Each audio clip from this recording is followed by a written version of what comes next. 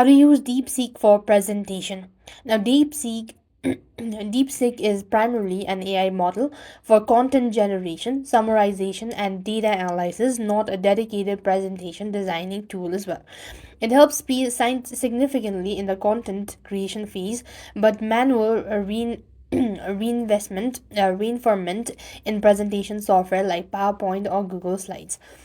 Now, you could do is you could simply open up or go to Google. You could go to deepseek.com or the app itself and make sure that you already have an account. And then you want to provide a clear and a detailed prompt. You can ask it to generate an entire presentation outline or focus on a specific section as well. So first of all, I'm going to type in and hit the arrow icon.